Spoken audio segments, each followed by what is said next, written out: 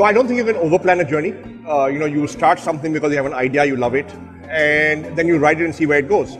And hopefully you do the right things along the way, and good things happen to you. And you keep on trying. So I would not overplan a journey.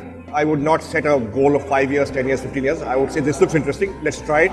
So I would go into it with the spirit of adventure and exploration. I think in the first 10 years that we bootstrapped before raising venture capital, and then immediately 3 years after raising venture capital when we were still loss-making and there was a meltdown, we were always strapped for cash. So our DNA became that of we got to make money every month, every quarter in order to survive.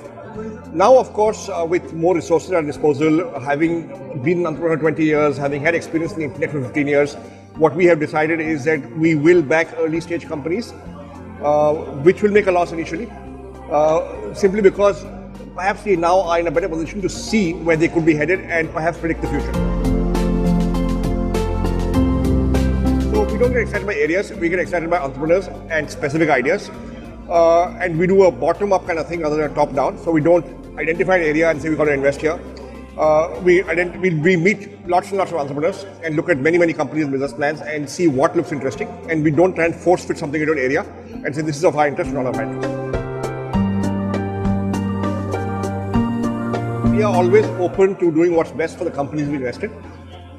In the case of Policy Bazaar, we've got a co-investor, Intel Capital.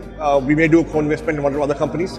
In the case of Canberra, we've gone after 2 VCs already inside. So we're not averse to co-investing in venture capitalists. But it's just that very often we invest really early in a company. And perhaps venture capitalists will come in only afterwards. First of all, for most entrepreneurs, especially in the internet space, debt is not an option.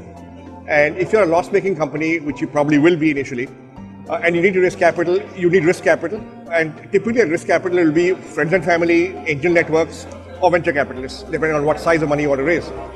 And although you may think you want the capital only, the truth is, capital comes bundled along with the capitalist. Okay, so therefore, I think investor compatibility becomes very important. At the same time, it's not that most companies have got 10 options and people queuing up outside the doorstep, to sort of give them money.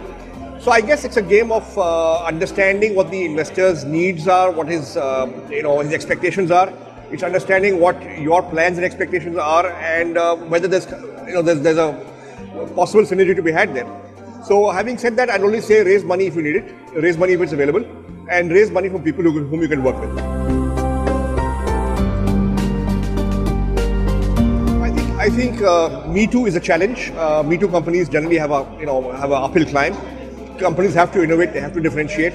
Having said that, if you're early enough in the market, even if you have competition, you execute better, you can become number one. But e-commerce specifically, I think that sector is challenged for capital more than anything else. And there may not be enough capital to sustain all the e-commerce companies that currently exist. I think that's the biggest challenge for e-commerce right now. I think the biggest thing is people. Do you have the right team? Because without the right team, you cannot scale up. So you need A, the right team, and B, you need to let go to them. It's about delegating, it's about letting go. You cannot build a large scalable business without having great people to whom you let go. And these people then put in systems, processes, and other people below them and around them to grow the company.